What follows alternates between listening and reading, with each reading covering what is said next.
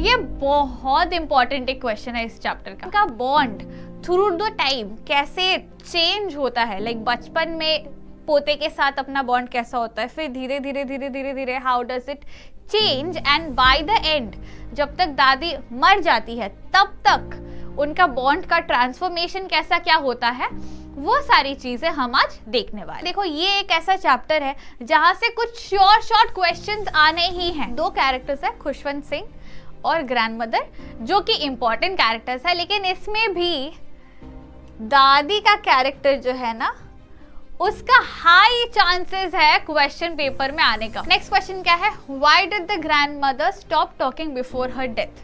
तो इसका रीजन ये है, हेलो माय रॉक स्टार्स, मैं आपकी English educator Magnolia, welcome to Next Toppers. हम देश का भविष्य बनाते हैं। आई होप आप सब ठीक हो एंड बढ़िया हो। बट लेकिन गाइस, आज हम करने वाले हैं एक बहुत ही प्यारा सा डिस्कशन ऑफ अ चैप्टर जिसका नाम है portrait of a young lady. हम एक्चुअली यंग लेडी से लीड नहीं कर रहे, we are dealing with a grandmother, a very cute grandmother, and उनका बॉन्ड विथ हर ग्रैंडसन। हम दादा दादी एंड पोता पोती, उनका जो रिश्ता होता है ना, उनका जो प्योर बॉन्ड होता है ना, उसके बारे में आज डिस्कस करने वाले, डील करने वाले। ठीक है, क्या क्या होगा, चैप्टर माइंड मैप डिस्कशन होगा। जो की पॉइंट्स है ना, देखो ये एक ऐसा चैप्टर है जहां से कुछ शॉर्ट क्वेश्चंस आने ही हैं। ठीक है, जैसे हम अभी नहीं बताऊंगी, रुको यार, सब्र करो, लास्ट की तरफ बताओ, लास्ट में नहीं, थोड़े बीच में, थोड़े लास्ट में, ऐसे बताऊंगी मैं क्वेश्चंस। अभी रिवील कर दिया तो क्या फायदा तो इंपॉर्टेंट क्वेश्चंस कुछ शॉर्ट होते हैं इस चैप्टर से, वो सारे क्वेश्चन डिस्कस करेंगे। नेक्स्ट माइंड मैप के थ्रू की पॉइंट्स ऑफ द चैप्टर देखेंगे, थीम डिस्कस करेंगे, and a very very important aspect जो है कैरेक्टर स्केच, वो भी हम देखेंगे। ठीक है, तो आज के चैप्टर में ये सारे डिस्कशंस होने वाली है, तो देर किस बात की, शुरू करें, चलो चलते। तो टू स्टार्ट विथ हमारा जो चैप्टर है, this story is about the author and his grandmother, and उनका जो बॉन्ड है, जैसे मैंने बोला। The grandmother was an old woman with a wrinkled face. The author had always seen her like this for the past 20 years. तो देखो, थोड़े थोड़े गैप फिलिंग मैं भी करते रहूंगी। ये जो चैप्टर है ना, यहाँ पे हम हमेशा से दादी को एज दादी ही देखते हैं, लेकिन ऐसा कहा गया है कि दादी जब यंग थी, उनका जो पिक्चर वगैरह देखते थे ना ऑथर यंग टाइम्स के, तब you know she was absolutely beautiful, बहुत ही प्रिटी, खूबसूरत सी औरत थी, जो आज रिंकल फेस वाली बूढ़ी औरत बन गई है। ठीक है, तो that lady, how caring she is, how kind she is, how lovable she is, उन्हीं सारे चीजों को और इनका बॉन्ड थ्रू द टाइम कैसे चेंज होता है। लाइक बचपन में पोते के साथ अपना बॉन्ड कैसा होता है, फिर धीरे धीरे धीरे धीरे धीरे how does it change, and by the end जब तक दादी मर जाती है तब तक उनका बॉन्ड का ट्रांसफॉर्मेशन कैसा क्या होता है, वो सारी चीजें हम आज देखने वाले। ठीक है, तो आगे बढ़ते हैं। His grandmother used to move around the house in spotless white. अब ये spotless white क्या है, देखो दादी जो है हमेशा एकदम पिंक, मतलब क्या बोलूं मैं, एकदम परफेक्ट व्हाइट कलर का साड़ी हमेशा से प्लिट्स बना के प्रॉपर नीट एंड क्लीन वे में हमेशा ऐसे व्हाइट साड़ी पहनती थी, एंड एक हाथ उनका कमर में, दूसरा हाथ माला जपने में चलता रहता था उनका, प्रेयर्स बोलती रहती थी, माला जपते रहती थी, और हाय मेरी कमर का थोड़ा सा एस्पेक्ट रहता है ना, तो वो कमर में एक हाथ लेके ऐसे ही घूमते रहती थी हमेशा। ठीक है, मोस्ट ऑफ द टाइम ऐसे ही दिखती थी घर पे, and counting the beads of a rosary, ये जो माला जपना है वो माला को रोजरी बोलते हैं। ठीक है, वर्ड्स ये सारे याद रखना। चलो अब आएंगे क्या, ये जो 3 पार्ट है ना, 1 2 3 4, ये भी, ये 4 क्या शो करते हैं, the phases, how through out the life span, मतलब ऑथर के जन्म से लेके दादी के मरने तक पूरा जो फेज है ना, उनका रिश्ता कैसे चेंज होता है, एकदम बचपन में कैसा है, फिर थोड़े से ग्रो अप होने के बाद कैसा है, फिर ऑथर के अडल्टहुड में रिश्ता कैसा होता है, वो पूरा फेजेस का जो है उनको हमने इसमें समराइज किया है, ठीक है। तो देखो, सबसे पहला एकदम बचपन में author and his grandmother had a good relationship, ठीक है, बहुत ही प्यारा रिश्ता था। क्यों? क्योंकि ऑलमोस्ट एवरी टाइम 24/7 ऑलमोस्ट आप ऐसा बोल सकते हो कि दादी के साथ ही ऑथर रहते थे।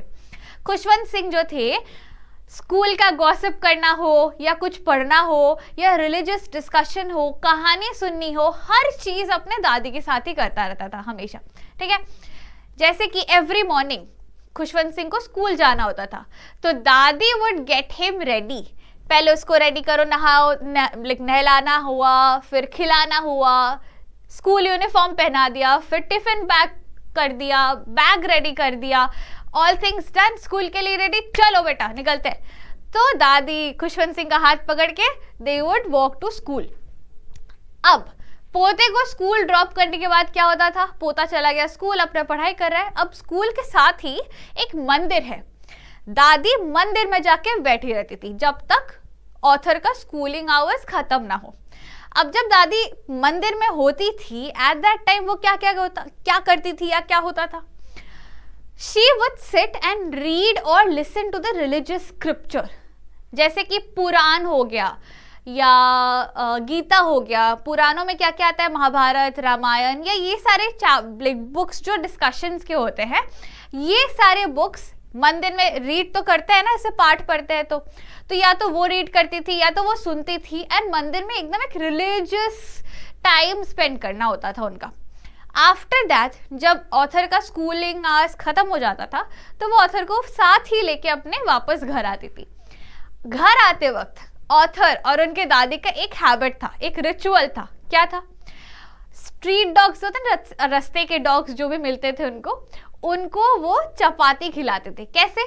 दादी एवरीडे घर से चपाती लेकर ही निकलती थी सुबह, ताकि वापस आते वक्त उसी चपाती को तोड़ तोड़ के वो डॉग्स को खिला सके, ठीक है। ये था इनका स्कूल का एंड एवरीडे का एक रूटीन। अब जब घर आए फिर साथ खेले, दादी से कहानियां सुनी, थोड़े रिलीजियस डिस्कशंस किए, स्कूल में क्या क्या पढ़ाया गया वो डिस्कस करते थे। तो ऑल इन ऑल दादी को स्कूल का पढ़ाने का सिस्टम भी पसंद था, सिलेबस भी पसंद था, क्योंकि वहाँ रिलीजियस डिस्कशंस भी करते थे स्कूल्स पे। विलेज स्कूल्स जो थे वहाँ रिलीजियस टॉक्स, एक क्लास अलग से बनाया जाता था जहाँ पे स्क्रिप्चर्स पढ़ाए जाते थे बच्चों को, ठीक है, रिलीजियस स्क्रिप्चर्स। तो दादी was very happy with everything, and specially जो उनका बॉन्ड था अपने पोते के साथ। ये फेज कंप्लीट होता है, हम आएंगे अब इसके नेक्स्ट फेज में, ठीक है। फेज का जो पार्ट है, इन बिटवीन द लाइन्स थोड़ा सा चैप्टर रीड कर लेना।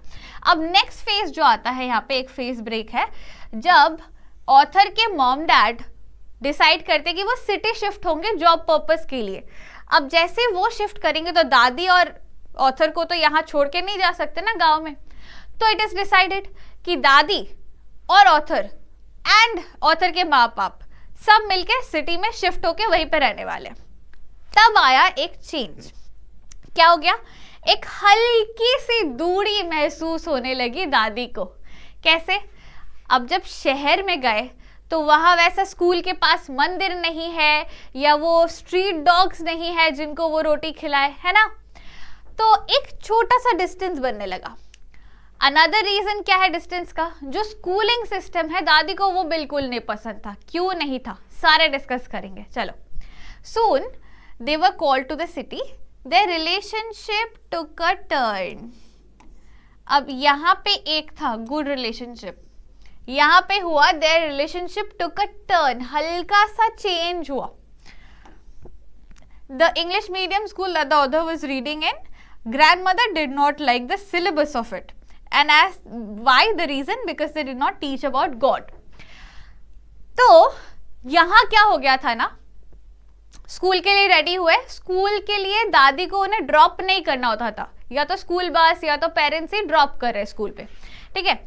एंड स्कूल में जैसे ही जाते थे वहां के क्लासेस कैसे डिफरेंट होते थे ना। अब आप एनालाइज करो, विलेज स्कूल एजुकेशन डिफरेंट होता है compare to city school education. Village schools में जनरली आपको सिलेबस जो भी स्कूल्स के होते हैं वो तो पढ़ाते ही हैं, साथ में थोड़े रिलीजियस चीज़ें पढ़ा दिए, थोड़े रिलीजियस स्क्रिप्चर्स के क्लासेस बना दिए। लेकिन जब आप सिटी पे आओगे तो वहाँ कैसे होगा, कॉम्पिटेटिव होगा, फोकस्ड ऑन योर ग्रोथ होगा, आपका पर्सनालिटी डेवलपमेंट करवाएंगे, आपके लिए करियर बिल्डिंग एस्पेक्ट्स जो भी होंगे वो सारी चीज़ें ट्राई कराएंगे, है ना। तो सिटी स्कूल में वैसा ही था, यहाँ कोई रिलीजियस क्लास नहीं था जहाँ पे भगवान के बारे में प्रीच करे या टीच करे, ऐसा कुछ नहीं था। बट एक नई चीज थी जो कि है म्यूजिक क्लासेस। तो ऑथर ने म्यूजिक क्लासेस ज्वाइन किया था बिकॉज उन्हें एक कोई मतलब ऐसा सब्जेक्ट लेना ही था, तो उन्होंने म्यूजिक चुना। अब दादी को जैसे पता लगा ये बात, दादी वैसे है म्यूजिक, भगवान के बारे में नहीं पढ़ा रहे बट म्यूजिक पढ़ा रहे तुमको, ये तो अच्छा नहीं है, मतलब नॉट अ गुड स्कूल, ना ना ना, unapproved, I don't like it.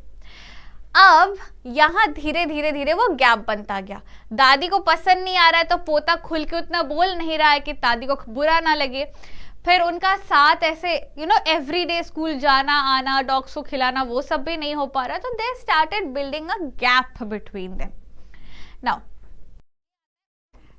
ये जो है ना, ये आ रहा है हमारा नेक्स्ट फेज, जहाँ पे ऑथर स्कूलिंग खत्म हो गया लेकिन आगे वो जो कॉलेज बैचलर्स डिग्री वगैरह नहीं करते हैं, तो ये आगे की पढ़ाई के लिए कॉलेज वगैरह यूनिवर्सिटी वगैरह ज्वाइन करते हैं। ये आया हमारा थर्ड फेज, ठीक है। इस थर्ड फेज में the author grows up, joins a college या university and gets his own room. तो देखो जैसे जैसे ऑथर वाज ग्रोइंग अप वैसे वैसे उनका डिस्टेंस ऐसे इंक्रीज हो रहा था, ऑथर ग्रो अप कर रहे हैं, डिस्टेंस इंक्रीज हो रहा है, ऐसा था कंडीशन। पहले बचपन में ऑथर अपने दादी के साथ ही रह लेते थे, सेम रूम शेयर कर लेते थे, क्या जरूरत है प्रिवेसी की, है ना, सब तो बता ही देता हूँ, सब शेयर कर देता हूँ। लेकिन now that he is growing up, हर एक ग्रोन अप को अपनी प्रिवेसी चाहिए होता है, अपना पर्सनल स्पेस चाहिए होता है ना। तो उनको भी मिला, सिटी के घर में उनको अपना खुद का कमरा दिया गया। अब दादी अलग होने लगी, ठीक है, डिस्टेंस इंक्रीजेस। देखो ये चीज ख्याल करनी है, आपको ध्यान रखना है कि सबसे पहला हमें दिखा गुड रिलेशनशिप बिटवीन देम, फिर दिखा रिलेशनशिप टेकिंग अ टर्न, फिर दिखा कि डिस्टेंस इंक्रीजिंग, मतलब अब तो और ज्यादा क्या बोलो, दूरियां बढ़ने लगी, बातें कम होने लगी। तो ऑथर बिजी हो गया ना अपने पढ़ाई वढ़ाई को लेके। दादी क्या करने लगी, जैसे अब किसी का साथ छूट जाता है तो वो एक गैप फील होने लगता है, एक कुछ मिसिंग है ऐसा फील होने लगता है। दैट इज व्हाट दादी was feeling.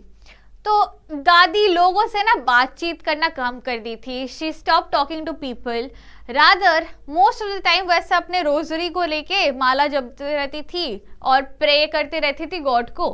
And spinning wheel नहीं होता चरखा जिसपे वो धागा बनता है, तो वो स्पिनिंग व्हील में दिखती थी कि वो चढ़ के चलाई जा रही है और धागा बना रही है, ठीक है। That is how she would spend her time every day. And एक और इम्पॉर्टेंट एस्पेक्ट में अब हम आएंगे, जो वो खालीपन महसूस हो रहा था ना दादी को कि ऑथर से अब उतना बात नहीं होता, उतना इंटरेक्शन नहीं होता, कंपेनियनशिप जो था उनका वो मिसिंग हो रहा है, वो खालीपन कोई और दूर करता है। कौन करता है? वो है स्पैरोज। तो उनका एक नया आदत बन गया था सिटी में आके। पहले के टाइम में विलेज में वो डॉग्स को खाना खिलाते थे, शहर में आने के बाद डॉग्स को ऐसे खाना खिला नहीं पाते, तो she started developing a habit of feeding the sparrows. अब रोज सुबह एकदम अर्ली मॉर्निंग में वो छत जाती थी, क्या लेके जाती थी, ऐसे ब्रेड्स को एकदम छोटे छोटे पीसेस में तोड़ के लेके छत जाके ऐसे फैला देती थी ब्रेड्स के पीसेस को। अब स्पैरोज आते थे, खाते रहते थे और उनको एक आदत हो गया था दादी का। तो every morning sparrows would come and sit and wait for दादी कि वो ऐसे ब्रेड्स देंगे, ये खाएंगे। एंड धीरे धीरे स्पैरोज के साथ दादी का बॉन्ड इतना अच्छा हो गया था कि दादी अगर बैठी भी है ना छत पे, ब्रेड क्रम्स पूरा डाल दिया है बट थोड़े इधर उधर आ गए, वो स्पैरोज है कि कोई उनके सिर पे बैठे है, कोई उनके कंधे पे बैठा है, कोई उनके पैर पे बैठा है, सब आके उनसे ऐसे ऐसा लगता था ना कि स्पैरोज आके उनसे बात कर रहे, इंटरेक्ट कर रहे। तो वो सुबह का टाइम दादी सच में बहुत ज्यादा एंजॉय करती थी सिटी लाइफ में। ठीक है, उसी को रीड कर लेते हैं एक बार कि she loved feeding the sparrows in the veranda at dawn in the morning, breaking bread into pieces and feeding it to the birds was her daily routine. The birds would sit on her legs, her head, some even on the shoulders. जो अभी हमने discuss किया। तो this is a time, ये पहली बात बहुत important है कि उनका स्पैरो के साथ रिश्ता कैसा था, how would she enjoy, how would she feed the sparrows, and उनका टाइम कैसा कटता था स्पैरोज के साथ, या बेसिकली स्पैरोज का उनके लाइफ में इंपॉर्टेंस क्या था। ये एक इंपॉर्टेंट क्वेश्चन है। ठीक है, तो ये पार्ट याद रख लेना। आगे बढ़ेंगे to the next phase of their life, author and the grandmother. अब क्या होता है, the author decided for abroad studies. Understand again, एक छोटा रिकैप करते हैं। विलेज में साथ में रहते थे, विलेज स्कूल जाते थे, तो होल टाइम ऑथर एंड दादी साथ में। फिर सिटी आए तो थोड़ा सा इंक्रीज हुआ डिस्टेंस। ठीक है, क्योंकि अभी दादी के साथ स्कूल आना जाना नहीं होता है, दादी को उनका स्कूलिंग का सिलेबस पसंद नहीं आता है, तो एक हल्का डिस्टेंस क्रिएट होता है, बट फिर भी वो साथ में रह लेते थे। फिर वो ऑथर ग्रो अप हो गए, तो उनको अपना एक रूम मिला, अपना अपना लाइफ बना, तो दादी के साथ एक कंप्लीट डिस्टेंस बन रहा था। ठीक है, अब author decided to go abroad, तो और ज्यादा डिस्टेंस हो गया, क्योंकि कनेक्शन ही ना रहा, ऑलमोस्ट वो निकल ही रहे हैं यहाँ से कंप्लीटली, तो बातचीत नहीं हो रही है, डिस्टेंस बढ़ रही है। ठीक है, तो she came to the railway station to leave him off, not sentimental but continuously recited her prayers, kissed him on the forehead. तो ऑथर जो जा रहे थे, इस बारे में हमारी दादी बहुत दुखी थी, लेकिन वो दिखाए नहीं, मतलब she did not show that वो रो देगी, she would miss a lot, because already एक डिस्टेंस क्रिएट होने लगा था। तो she just kissed him on his forehead कि अपना ध्यान रखना, खुद का ख्याल रखना, एंड कुछ भी लगे आई एम ऑलवेज देयर, वो टर्म्स में वो ऑथर को छोड़ने गई थी स्टेशन पे कि ये निकल ले, फिर वापस वो घर आ जाएगा। तो सी ऑफ करने दादी ही गई। सोचो the bond, the caring nature that she had. ठीक है, अब जाते हैं आगे। 5 साल बाद क्या हमें दिखता है, जब दादी और बूढ़ी हो जाती है, एंड यू नो कैसे धीरे धीरे धीरे the distance is completely created, bond almost breaking part में आ जाता है। एक होता है कि हाँ मेरी दादी है, लेकिन बचपन में जो ऐसे थे ना वो लोग, वो अब ऐसे हो गए कि हाँ मेरी दादी है, हाँ ये मेरा पोता है। दादी के साइड से वो प्यार अभी भी है, लेकिन ठीक है। So after 5 years, as he returned home, she came to pick him up at the station. She was still the same as she had been 5 years ago. Used to feed her sparrows. She did not recite her prayer that day, but instead she collected the women of the neighborhood, got a drum and started singing. यहाँ तक पहले सुन लेते हैं। तो 5 साल बाद finally time आया जब ऑथर वापस आ रहे थे अब्रॉड स्टडीज के बाद, और दादी बहुत खुश थी कि अरे मेरा पोता वापस आ रहा है। तो उन्होंने क्या किया था, अपने आसपास नेबरहुड में जो भी औरतें उनके साथ बात करने आते थे, वो भजन कीर्तन के लिए जो भी लोग आते थे, उनको इकट्ठा किया उन्होंने, एंड मस्त ढोल नगाड़े लाए कि जब स्वागत करेंगे मेरे पोते का। तो पहले तो वो गई स्टेशन में, जाके उसको पिकअप किया, रिसीव किया, और फिर मस्त सेलिब्रेशन हुआ, ढोल बजा के, नगाड़े बजा के, सब गाना गा रहे थे, दादी गाना गा रहे थे, बहुत खुश थे। लेकिन इतने लंबे टाइम तक जो वो बीड्स ऐसे रोजरी को लेके ना माला जपती रहती थी, प्रे करती रहती थी, वो आज उनके पोते आने के, मतलब उनका जो पोता आ रहा था ना, उस खुशी में वो छूट गया था। आज she was not praying today, she was singing and enjoying the arrival of her grandson. Now very soon she falls sick.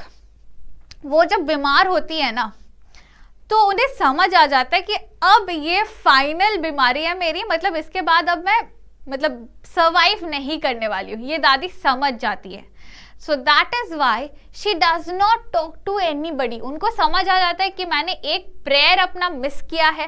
And that is Y आज जो मैं बेड पे सोई हूँ या डेथ रेस्ट कर रही हूँ, चाहे मेरे किसी से बात हो ना हो, मैं प्रेयर करना छोड़ूंगी नहीं, मैं प्रेयर करना बंद नहीं करूंगी.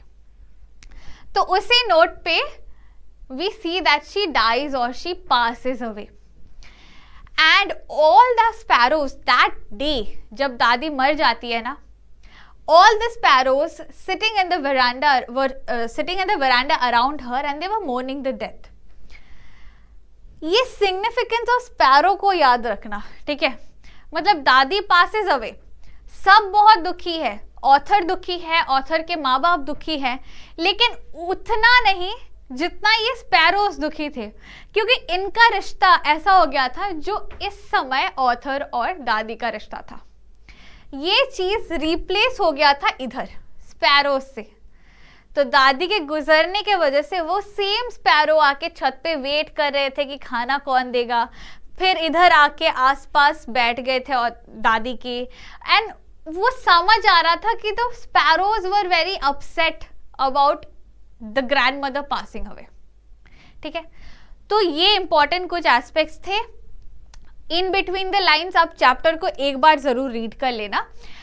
एंड जो मैंने बोला यहाँ इंपॉर्टेंट चीजें हैं, मैं एक और बार रिवाइज कर दे रही हूँ. ये फेजेस जो है, पहला एकदम बचपन का, फिर सिटी लाइफ का, फिर जब he grows up gets his own room तो वो पार्ट का, फिर जब वो अब्रॉड स्टडी निकलते हैं.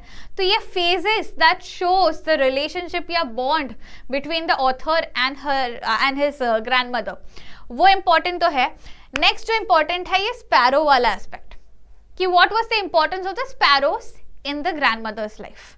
ठीक है, चलो चैप्टर को लेकर डिस्कस कर लिए. अब आएंगे हमारे थीम के डिस्कशन पे. देखो थीम क्वेश्चन मैं हमेशा बोलती हूँ, ये घुमा के आते हैं.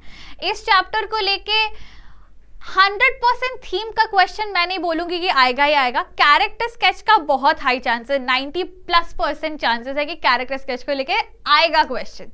बट थीम का क्या है आपको जानना इंपॉर्टेंट है, कि बाई चांस अगर कोई ऐसा क्वेश्चन आया जैसे जस्टिफाई द टाइटल हो गया या कोई कॉम्पिटेंसी बेस्ड क्वेश्चन हो गया, तो उसके लिए थीम को जानना जरूरी है. ठीक है, क्या क्या थीम्स अपने, bond between a grandson and his grandmother and how it changes over time. Life जैसे चेंज होते रहता है वैसे बॉन्ड भी कैसे एक इंसान का चेंज हो रहा है. लव एंड सैक्रिफाइस, दादी हाउ मच शी मतलब अपना पूरा प्यार उड़ेल दिया था उन्होंने ऑथर पे, और लेटर ऑन उन्होंने ही सैक्रिफाइस किया कि मुझे समझना चाहिए कि मेरा पोता ही इज ग्रोइंग अप, तो मैं उस पर प्रेशराइज नहीं कर सकती हूँ, मैं उसे जबरदस्ती कुछ करवा नहीं सकती हूँ, है ना. तो love and sacrifice from the grand mother side. Family and nostalgia, ये एक और थीम है कि कैसे ये ऑथर जो थे अपने दादी के मेमोरी में ही उन्होंने ये स्टोरी लिखा है ना, तो वो नॉस्टैल्जिया का पार्ट है. और कितना important family and family aspects होते हैं. तो जैसे मैं बोलती हूँ हमेशा मेक श्योर रीजन के साथ आप सपोर्ट कर रहे हो जब भी थीम के आंसर्स लिख रहे हो, एंड रीजंस के साथ अगर चैप्टर्स के कोट्स या फिर चैप्टर का रेफरेंस डाल दो तो बहुत बढ़िया. चलो माय रॉकस्टार्स आगे बढ़ते हैं कैरेक्टर स्केच पे. 2 कैरेक्टर्स है, खुशवंत सिंह और ग्रैंड मदर, जो कि इंपॉर्टेंट कैरेक्टर्स है. लेकिन इसमें भी दादी का कैरेक्टर जो है ना, उसका हाई चांसेस है क्वेश्चन पेपर में आने का, कि दादी का कैरेक्टर स्केच बताओ या दादी को लेके बात करो या दादी के बारे में कुछ तो बता दो यार हमें. तो क्वेश्चन पेपर में इस चैप्टर से ये बहुत पॉसिबल है. ठीक है, तो दोनों का ही देख लेते हैं. पहले ऑथर का देख लेते हैं. Khushwant Singh, he is the narrator of the story या writer of the story as well. He is sensitive and observant as a person. तो अपने दादी को लेके ना वो काफी ज्यादा सेंसिटिव थे बचपन से. एंड लेटर ऑन ऑल्सो जब वो वापस आए उन्होंने वही चीजें ऑब्जर्व की कि दादी अभी भी सेम दिखती है, एंड कुछ भी अलग नहीं हुआ है, दादी बिल्कुल पहले जैसी है. तो वो ऑब्जर्वेंट भी है काफी बचपन से ही. ठीक है, he was brought up under his grandmother's care. तो ये जो हमारे ऑथर थे इनको दादी ने ही बड़ा किया है. ठीक है, Now he has beautifully described the details about his grandmother in the story because he was nostalgic. ये फेस पे GIC लिखा है मैंने. He was nostalgic. मैं वापस नीचे लिख देती हूँ. About his grandmother.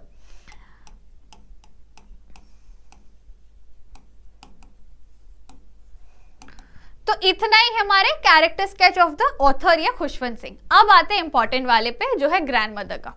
So grandmother is an old woman with a wrinkled face. तो इनका ना बहुत कुछ है जो कैरेक्टर स्केच में डालना है. मैंने समराइज करके रखा है यहाँ पे ताकि इन पॉइंट्स के थ्रू आप आंसर लिख सको. जब आंसर लिखोगे मेक श्योर आप उसको थोड़ा एलैबोरेट करो. जैसे she was an old woman with wrinkled face, लेकिन ये पॉइंट भी डाल देना. लेकिन पीपल यूज्ड टू से कि when she was young she used to look very beautiful as seen in her pictures. She was short, fat and slightly bent. बूढ़ी हुई है ना, थोड़ी सी बेंट हो गई है. ठीक है, तो कैरेक्टर स्केच में फिजिकल फीचर्स तो डालने ही है, प्लस कैसे चीजें उन्हें पसंद थी पहनना वो भी डाल देंगे. ठीक है, शी वोर अ वाइट ड्रेस और a sari with silver hair hiding her face. सफेद बाल हो गए थे, दादी है वो, प्लस वाइट कलर का साड़ी हमेशा पहनती थी एंड हमेशा से ही माला जपती रहती थी. So she deeply religious. चाहे माला जपना हो, प्रे करना हो या रिलीजियस स्क्रिप्चर्स अपने पोते को पढ़ाना या समझाना हो, वो हर चीज में दादी we have always seen her to be very religious. Specifically जिस दिन ऑथर वापस आते हैं ना 5 साल बाद, तो उस दिन वो प्रे करना भूल जाती है एंड दैट इज समथिंग जो उन्हें बहुत गिल्टी फील करवाता है. तो वो एक और रीजन है कि how to show she was deeply religious. Next क्या है, she is very kind hearted. ये तो 2 इंस्टेंस आराम से लिख सकते हो कि कैसे वो डॉग्स का ख्याल रखती थी उन्हें खिला के, और सिटी में आके स्पैरोज का ध्यान रखती थी स्पैरोज को खिला के. Next, she was very attached and like connected with her grandson. Khushwant Singh से बहुत ज्यादा जुड़ी हुई थी इमोशनली, मेंटली.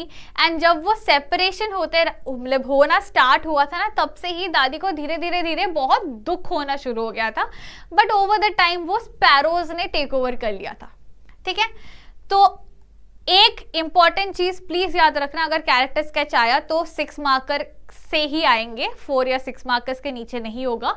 जब भी आप ये सारी चीजें एक्सप्लेन कर रहे हो, इनके साथ इनको इलैबोरेट कैसे करना है. इनको एलैबोरेट करने के लिए आपको पहले तो चैप्टर रेफरेंस डालने हैं. चैप्टर रेफरेंस मतलब जैसे मैं डिस्कस करते वक्त बोल रही थी ना, काइंड हार्टेड मतलब कैसे वो खिलाते रहते थे लाइक बर्ड्स को, डॉग्स को, वैसे रेफरेंस चैप्टर का देना है एग्जाम्पल वाइज. एंड इनको थोड़ा एलैबोरेट करके बताओ, डिस्कस करो इन पॉइंट्स को. ठीक है, चलो हो गया डिस्कशन खत्म.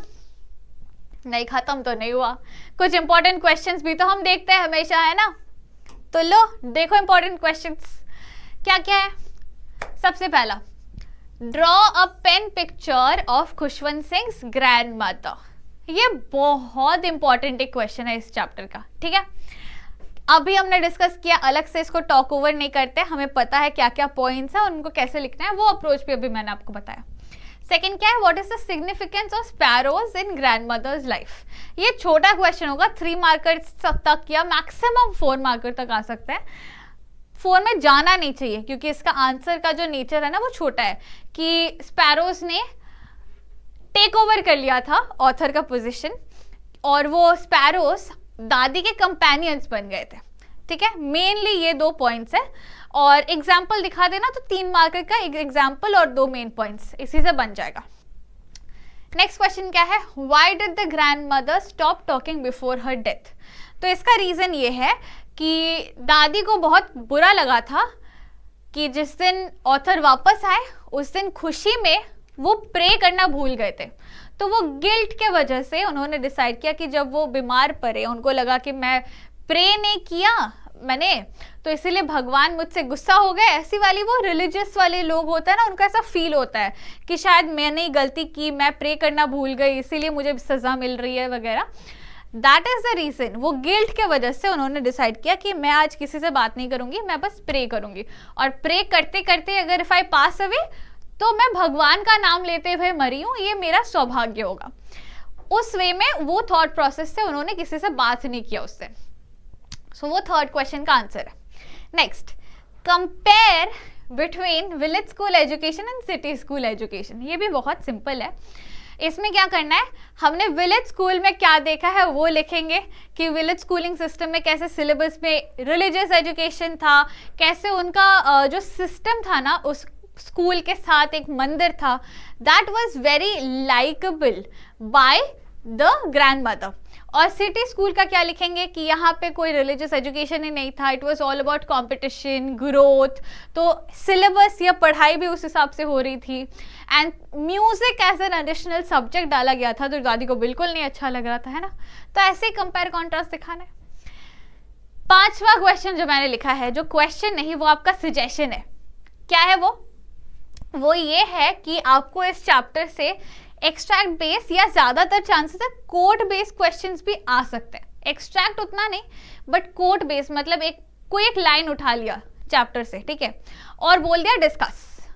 तो ऐसे टाइप का क्वेश्चंस को प्लीज थोड़ा सा प्रैक्टिस कर लेना फॉर दिस चैप्टर, ठीक है. मेनली कोट बेस्ड जो क्वेश्चंस होंगे वो ढूंढ के उनको थोड़ा सा प्रैक्टिस कर लेना. ज्यादा डिफिकल्ट नहीं है, देख लेना बस, ठीक है. तो that's it guys.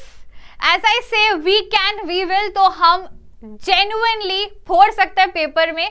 Make sure आप टिप्स एंड गाइडेंस जरूर फॉलो करो, और जिस हिसाब से हम क्लास में डिस्कस करते हैं उस हिसाब से अपने की पॉइंट्स बना लो एंड की पॉइंट्स के थ्रू आंसर्स राइटिंग प्रैक्टिस करो, ठीक है. एक और इम्पॉर्टेंट चीज, आपके ग्रामर के लेक्चर्स बहुत जल्दी आने वाले हैं. आई नो आप लोग बहुत टाइम से वेट कर रहे हो, but don't you worry, grammar lectures are on the way. Till the next lecture comes in, stay smiling, stay happy. Signing off your teacher Magnolia. Bye bye guys.